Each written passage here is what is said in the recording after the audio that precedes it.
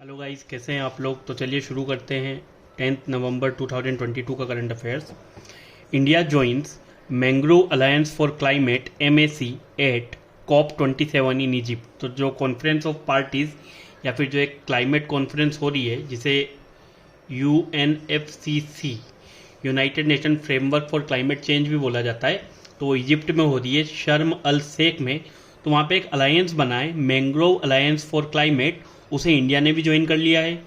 ये जो बना है MAC mangrove alliance for climate, ये एक इंटर गवर्नमेंट अलायंस है जो कि कंजर्वेशन और रिस्टोरेशन का काम करेगा। जो मैंग्रोव इकोसिस्टम होता है, मैंग्रोव फॉरेस्ट जो होते हैं, तो जो मैंग्रोव इकोसिस्टम होता है उनके कंजर्वेशन एंड रिस्टोरेशन के लिए ये काम करेगा। और इंडिया जो है वो फर्स्ट 5 कंट्रीज में इन्वॉल्व है जिन्होंने MAC, ये जो मैंग्रोव अलायंस फॉर क्लाइमेट है, इसको ज्वाइन किया है।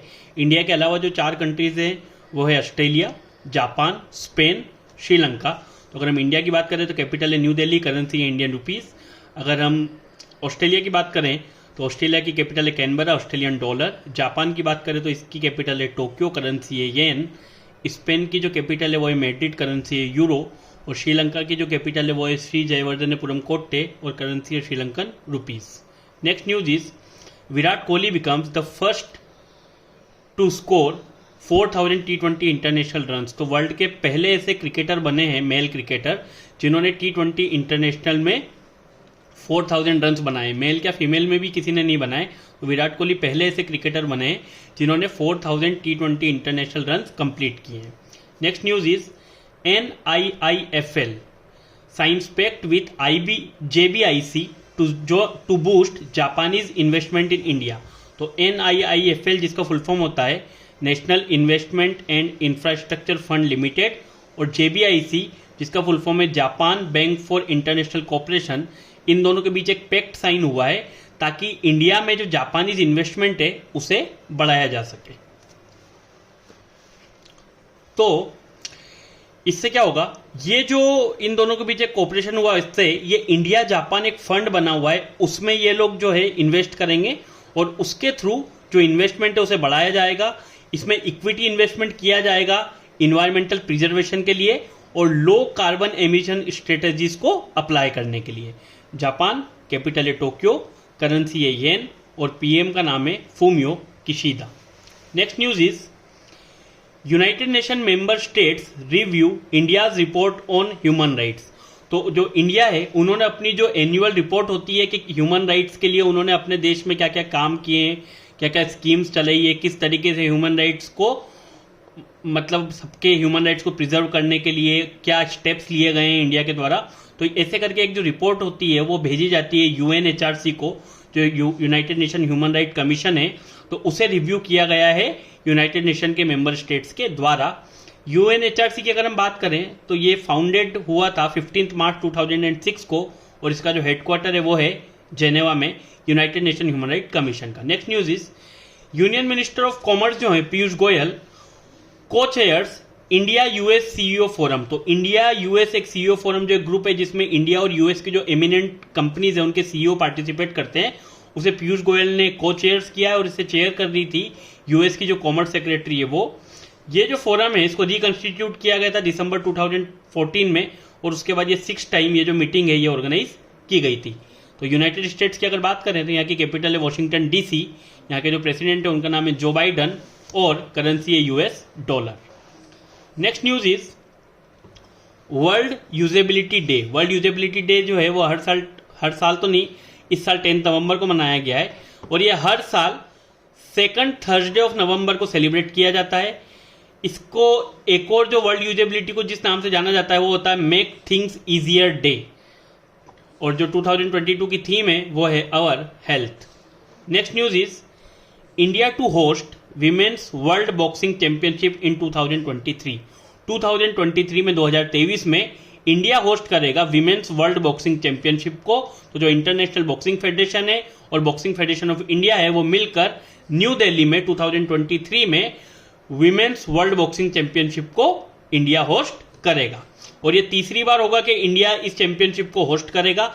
इससे पहले 2006 एंड 2018 में women's world boxing championship India में होस्ट की जा चुकी है, ऑर्गेनाइज हो चुकी है। Next is justice Rituraj Awasthi appointed as chairperson of law commission. तो जो लॉ कमीशन होता है उसके जो नए चेयरपर्सन बने हैं उनका नाम है जस्टिस ऋतुराज अवस्थी, जो पहले जो कर्नाटका हाई कोर्ट है उसके भी चीफ जस्टिस रह चुके हैं। ये जो कमीशन है इसको रीइंस्टेटेड किया गया है 4 साल की गैप के बाद, और ये 22nd लॉ कमीशन होगा हमारी देश में अब तक का। पहला जो लॉ कमीशन कंस्टिट्यूट हुआ था वो हुआ था 1955 में, और इसके जो चेयरमैन थे फर्स्ट लॉ कमीशन के वो थे MC सेतलवद, जो भारत के पहले अटॉर्नी जनरल भी थे। तो ये चीज़ हमें ध्यान रखनी है कि जो फर्स्ट लॉ कमीशन था वो 1955 में कंस्टिट्यूट हुआ था, उसके पहले चेयरमैन थे MC सेतलवद, और ये भारत के पहले अटॉर्नी जनरल भी थे। Next news is first Indian scientist to receive Bailey K Ashford medal. तो बेली के एशफोर्ड मेडल जो कि ट्रॉपिकल जो मेडिसिन होती है उसमें वर्क के लिए जो दिया जाता है, तो इंडिया के पहले साइंटिस्ट जिन्हें ये अवार्ड मिला है बेली के एशफोर्ड मेडल, इनका नाम है सुभाष बाबू। तो सुभाष बाबू भारत के पहले ऐसे साइंटिस्ट बने जिन्हें बेली के एशफोर्ड मेडल मिला है। It was awarded for his outstanding research and contributions to tropical medicine. Tropical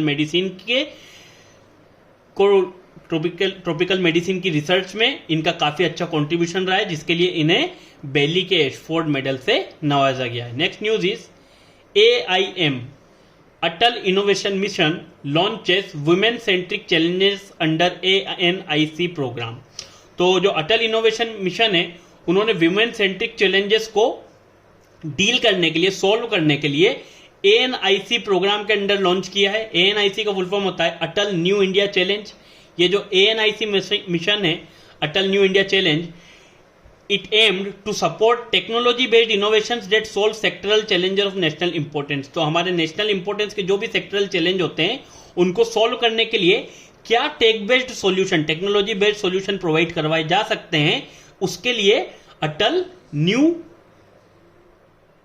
new India challenge launch किया गया है। तो अगर हम AIM की बात करें अटल इनोवेशन मिशन की, तो it was launched by NITI Aayog. NITI Aayog के द्वारा लॉन्च किया गया था 2016 में। प्रेजेंट में जो डायरेक्टर हैं अटल इनोवेशन मिशन के उनका नाम है चिंतन वैष्णव। अगर नीति आयोग की बात करें तो नीति आयोग फॉर्म्ड हुआ था 1 जनवरी 2015 को। इससे पहले ये जो था इसे योजना आयोग के नाम से जाना जाता था। इससे पहले इसे योजना आयोग के नाम से जाना जाता था। देन उसका नाम बदलकर नीति आयोग किया गया national institution for transforming India. ठीक है, तो इसके CEO जो प्रेजेंट में है उनका नाम है परमेश्वरन अय्यर। नीति आयोग के जो चेयरपर्सन हैं वो हमेशा प्राइम मिनिस्टर रहते हैं, जो प्रेजेंट में नरेंद्र मोदी हैं। और जो नीति आयोग के वाइस चेयरपर्सन हैं उनका नाम है Suman Bery. Next news is centre allows international trade settlements in Indian rupees. तो सेंटर ने अलाउ किया है कि जो भी हम एक्सपोर्ट करते हैं उसमें जो इंटरनेशनल ट्रेड सेटलमेंट होते हैं वो अब हमारे द्वारा इंडियन रुपीज में किए जाएंगे। यूजुअली क्या होता है कि बहुत सारी कंट्री है, क्योंकि US डॉलर जो है वो एक वाइडली एक्सेप्टेड करेंसी है, तो ज्यादातर जो सेटलमेंट होते हैं हमारे द्वारा जो एक्सपोर्ट के लिए किए जाते हैं दूसरी नेशंस की कंपनीज के साथ, तो वो दूसरी करेंसीज में किया जाते थे। बट अब हमारे सेंटर ने अलाउ कर दिया है कि जो इंटरनेशनल ट्रेड सेटलमेंट है वो इंडियन रुपीज में ही किए जाएंगे। तो हमारे जो फाइनेंस मिनिस्टर है उनका नाम है निर्मला सीतारमन। ठीक है, next news is first Indian American to be elected as LG of Maryland. तो अमेरिका के एक स्टेट है, अभी वहां मिड टर्म इलेक्शन हुए हैं, तो पहली इंडियन अमेरिकन बनी है जो कि लेफ्टिनेंट गवर्नर चुनी गई है वहां की एक स्टेट का जिसका नाम है मैरीलैंड। तो उनका नाम है अरुणा मिलर। तो अरुणा मिलर पहली इंडियन अमेरिकन बनी है जिन्हें LG इलेक्ट किया गया है। US की एक स्टेट है मैरीलैंड वहां का। And the last news is world science day for peace and development. World science day for peace and development हर साल 10 नवंबर को मनाया जाता है। ये जो डे है इसे इस्टेब्लिश किया गया था यूनेस्को के द्वारा 2001 में, और इसे फर्स्ट टाइम इसे ऑर्गेनाइज किया गया था 2002 में। ठीक है, 2022 की जो थीम है वो है basic structures for sustainable development. अगर यूनेस्को की बात करें तो United Nation educational, scientific and cultural organisation, ये इसका फुल फॉर्म होता है। यूनेस्को जो है ये फाउंड हुआ था 16 नवंबर 1945 को। यूनेस्को का हेडक्वार्टर है पेरिस में, और प्रेजेंट में जो इसकी हेड है या फिर आप डायरेक्टर जनरल कह सकते हैं उनका नाम है Audrey Azoulay. So this is all about current affairs of 10th नवंबर। आई होप आप लोगों को ये वीडियो पसंद आएगा। तो if you like the video then channel को लाइक कीजिए, शेयर कीजिए, सब्सक्राइब कीजिए एंड पढ़ते रहिए। Thank you so much.